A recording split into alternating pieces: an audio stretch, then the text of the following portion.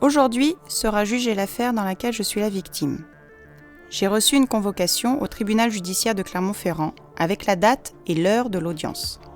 C'est le tribunal correctionnel qui va juger mon affaire. Je vérifie bien que j'ai ma carte d'identité. C'est le tribunal correctionnel qui juge les personnes majeures soupçonnées d'avoir commis des délits. J'arrive aux grilles bleues du palais de justice et me dirige jusqu'aux portes du tribunal, indiquant « accès public ».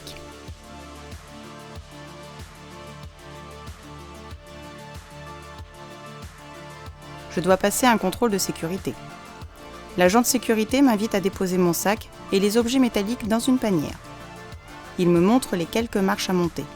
La salle d'audience se trouve sur la droite.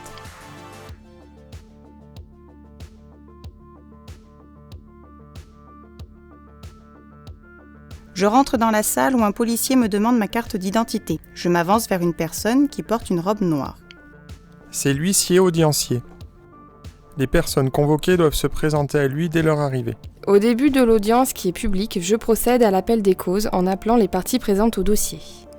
Le procureur de la République est présent. Je suis un magistrat chargé de défendre les intérêts de la société. À l'opposé, derrière l'ordinateur, se trouve le greffier. Je prends les notes de ce qui est dit à l'audience. Ma présence est indispensable et sans ma signature, le jugement n'est pas valable. Je m'assois dans la salle. Je peux être assistée par un avocat ou choisir de me présenter seule. Je me lève. Le tribunal entre et s'installe. En fonction des affaires, il y a soit un seul juge, soit 3 juges. Et dans ce cas, il y a un président au centre et 2 juges assesseurs de chaque côté. Le prévenu est appelé à la barre. J'entends ensuite mon nom et m'avance à mon tour pour confirmer ma présence. Le président me demande de m'asseoir devant mon avocat. C'est le président qui dirige l'audience. Il interroge le prévenu. Celui-ci est présumé innocent tant qu'il n'a pas été déclaré coupable ou relaxé par le tribunal. Je vérifie l'identité du prévenu. Je lui lis à voix haute les faits qui lui sont reprochés. Je l'interroge sur sa vie personnelle. Je précise s'il a déjà été condamné et je lis son casier judiciaire. Je résume l'enquête et je l'interroge sur les faits.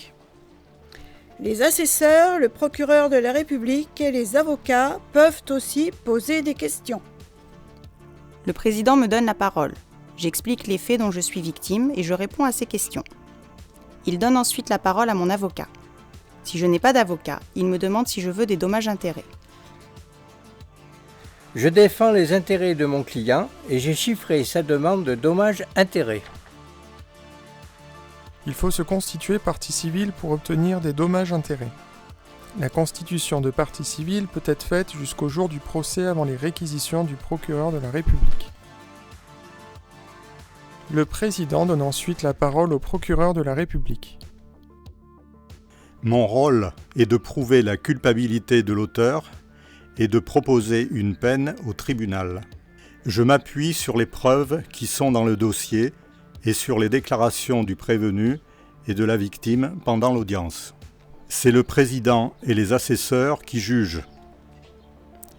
En cas de doute, s'il n'y a pas assez de preuves, ils peuvent relaxer le prévenu. Ils ne sont pas obligés de suivre mes réquisitions. Le président donne alors la parole à l'avocat de la défense. Je défends les intérêts de mon client. Le prévenu a toujours la parole en dernier. Les débats sont clos. La décision sera rendue après le délibéré. L'audience est suspendue. Les juges sortent de la salle et vont discuter de l'affaire, de la peine à prononcer et des dommages-intérêts. Cela s'appelle le délibéré, qui se tient dans une petite salle à côté de la salle d'audience. Le président prononce la décision. Il peut relaxer ou condamner le prévenu. En cas de condamnation, il peut prononcer une peine de prison ferme ou avec sursis simple. Il existe également le sursis probatoire qui consiste à faire suivre la personne condamnée par un professionnel pour qu'il ne récidive pas. Il y a encore d'autres peines comme le travail d'intérêt général ou un stage de citoyenneté, des amendes ou des peines complémentaires. Le tribunal fixe des dommages-intérêts de la victime et le remboursement de ses frais d'avocat. Je connais maintenant les sanctions pénales à l'encontre de l'auteur et le montant de ma réparation. Je peux quitter la salle d'audience car mon affaire est terminée. Mon avocat me précise que je peux faire appel de la décision seulement sur le montant de la réparation de mes préjudices, dans un délai de 10 jours.